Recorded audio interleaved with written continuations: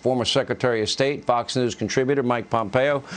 I wish I knew the story behind this, because the fact that you were able to nail this guy, he's on a commercial flight, you knew he's on that flight, and you wait for everybody else to be safe, every private citizen, you take him right out on the tarmac, one of the best military efforts in our lifetime.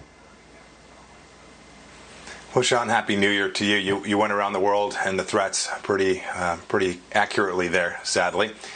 You're right about these threats from Iran. They're unprecedented. You have a nation state, the world's largest state sponsor of terror, very capable, saying that they're going to arouse every Muslim in the world to martyr President Trump and me. That's something that's not been done before. It's a real security risk, and I think it tells you something about how they're thinking about this administration. I wouldn't change a thing about what we recommended to the president. We were defending the United States of America. We were keeping the American people safe. Qasem Soleimani was actively engaged in plotting against America, and we took military actions, lawful military action, to make sure that no Americans were killed. It was a good decision, and now we have the responsibility. The American leadership has the responsibility to make sure and keep every American safe against the threat from Iran. And to see President Raisi out there talking about putting President Trump and me on trial, and then if that doesn't work, having us assassinated, is deeply unprecedented and a real responsibility for the leadership team. Well, it's a real threat to your personal safety and President Trump's personal safety. I would take that seriously. But I don't think Vladimir Putin is amassing 200,000 troops on the Ukrainian border for no reason at all. Nor do I think that the saber rattling and flying fighter jets over Taiwan airspace is more than a message from China. After the Olympics, my prediction is they will try their, quote, reunification with China. Am I wrong? Sean, I think that's likely. It's absolutely the case. These are all connected as well. They're connected by the central thesis of an administration that's not prepared to defend the things that matter most to America, America's security. We demonstrated for 4 years how deterrence work, right? Ronald Reagan knew peace through strength. We talked about America first and getting it right. We made clear to the Chinese we would impose real costs with them. I don't think Vladimir Putin would have behaved in the way he's behaving today, coercing Europe, coercing the West, having conversations with the President of the United States, walking away thinking, I think I'll send a few more troops to the Ukrainian border.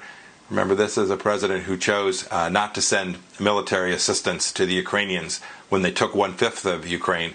I suspect Vladimir Putin thinks that the things that Biden is telling him today are not likely to be followed through on. I hope he's wrong. I hope President Biden is determined to protect America's interests wherever they are. I suspect that leaders around the world don't see that. They saw what happened in Afghanistan. They saw a pipeline shut down in southeast part of the United States, and we did virtually nothing. I hope this administration will begin to restore the deterrence that America had these past 4 years that kept a lot of us safe. If I'm right, and we have this, it's not that I'm right, we know that there is this new alliance with China and Russia, but it also includes Iran, which makes me the most nervous, because if you marry radical Islam with weapons of mass destruction and a convert or die philosophy, that can only lead to one thing, potentially even a modern-day Holocaust. A danger that the world better never, ever have to face. But I'm afraid more every day that, in fact, we're headed in that direction. Thoughts? The weaker America is, the more appeasement we show, going to the negotiating table, even as we speak, Sean, going to the negotiating table in Vienna to talk to the Iranians about striking a deal to get back in the cruddy deal that we had in the JCPOA, the nuclear deal. That's the kind of appeasement that creates the very risk that you talk about. I assure you the Israelis are concerned about that as well. They're concerned about Iran getting a nuclear weapon on President Biden's watch.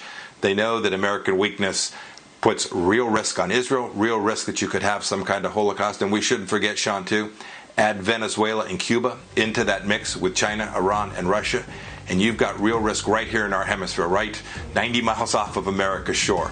We need to do the things that the Trump administration did to protect America. I hope this administration will begin to show that kind of real resolve and strength.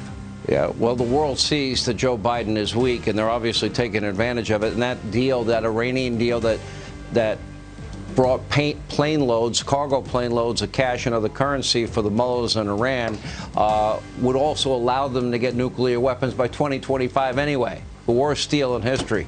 Mr. Secretary, Happy New Year. Thank you for being with us.